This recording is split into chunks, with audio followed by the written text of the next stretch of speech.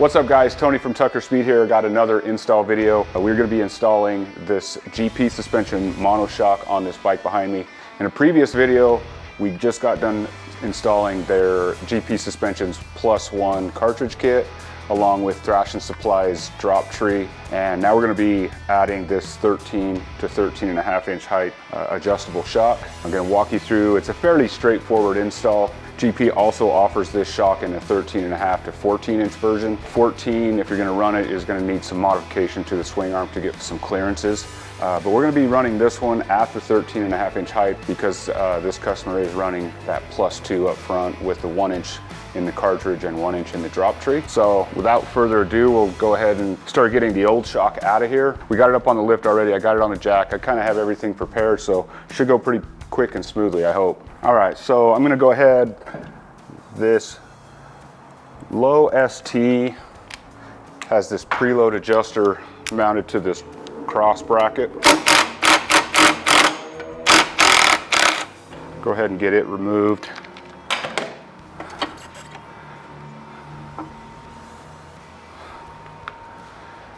And then I'm going to remove that cross member out of the way.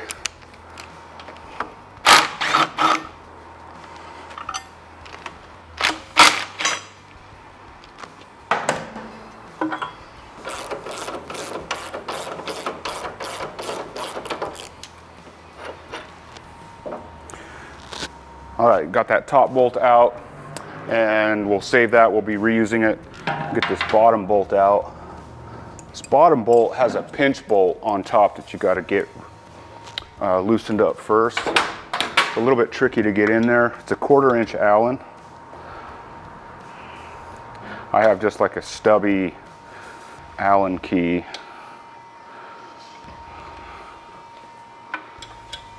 You don't got to remove it, you just got to loosen and pinch on it.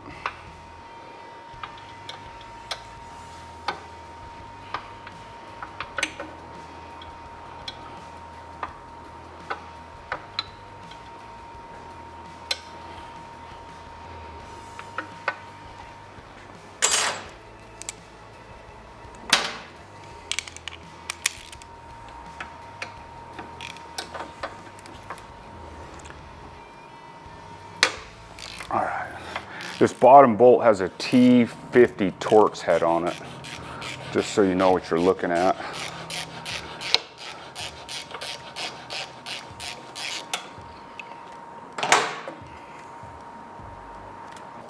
All right, so I got both the bolts out. I'm gonna just lift the bike up to just make a little bit more room here.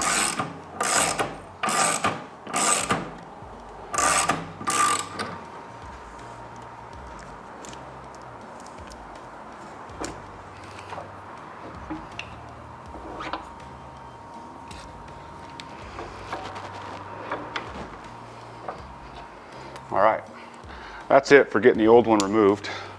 All right, I'm just gonna wipe this stuff up real quick, just make sure these surfaces are clean, don't have any rocks or grime in the way.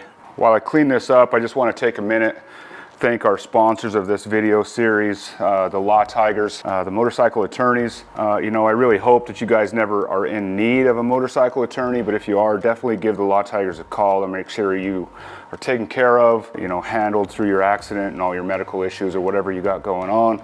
Just a big thanks to Law Tigers for their continued support on these videos. All right, so I got the old shock out, we're ready to install it, but before I do that, just want to talk a little bit about some of the settings and everything on this shock.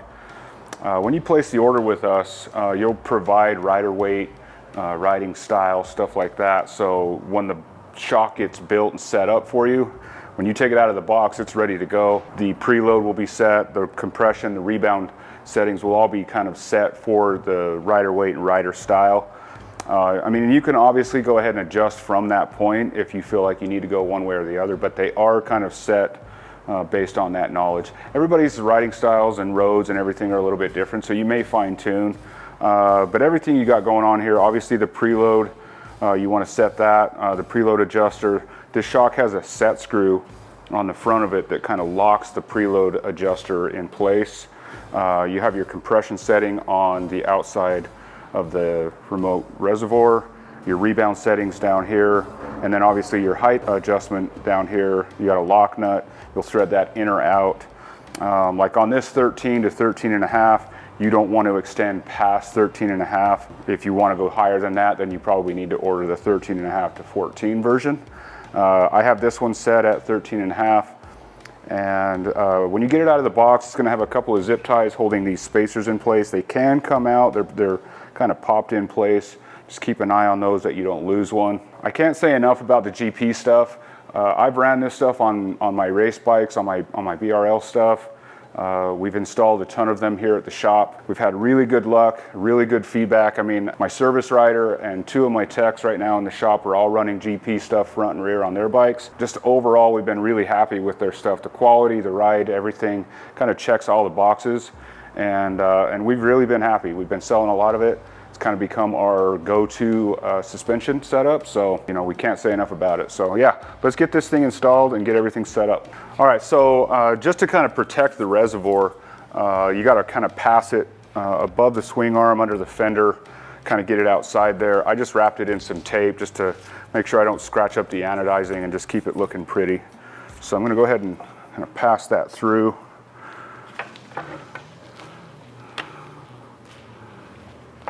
Kind of get that set down there and get this shock in place.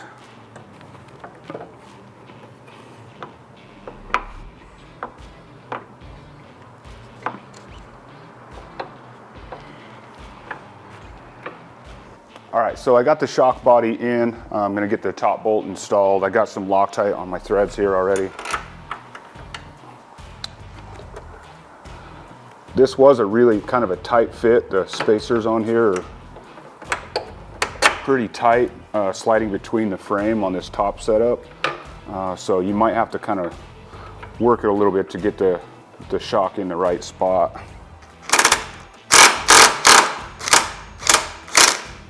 I'll get that torqued here in a minute. Get some Loctite on our bottom bolt.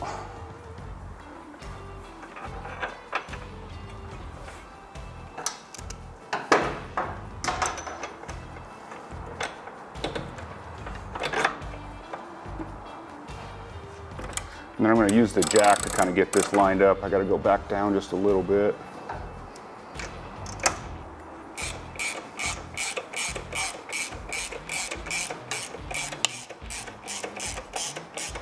That's snugged up. Just kind of like rocking the shock back and forth, making sure we still have some movement in the heim joints, top and bottom. So I'll snug that. I'll get that torqued here. I'm going to go ahead and just torque those bolts top and bottom right now, and then I'll tighten the pinch bolt, and then we can get the reservoir on. So this bottom shock bolt, it'll torque to 70 to 75 foot-pounds.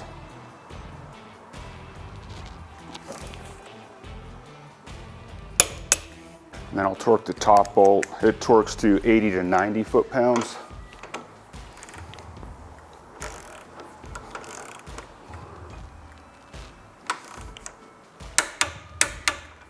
All right, I'm just going to reinstall my cross bracket here while I'm in right here.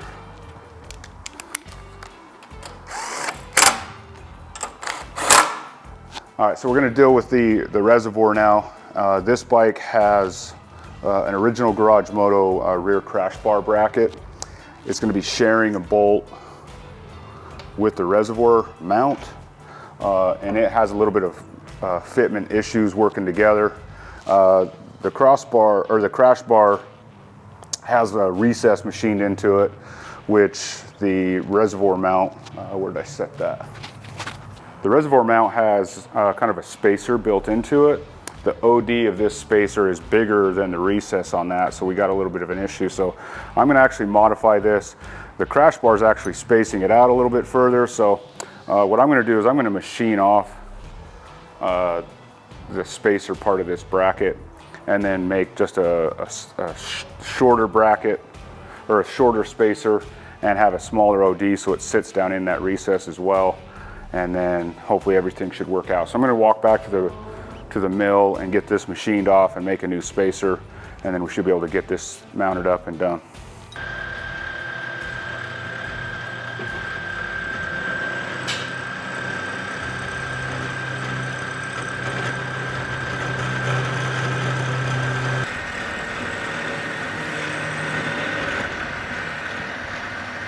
Okay, so I have modified my bracket. I made a new little mini spacer here so we can get this installed. Looks like it's going to work out just about perfect. Just about perfect, but not quite.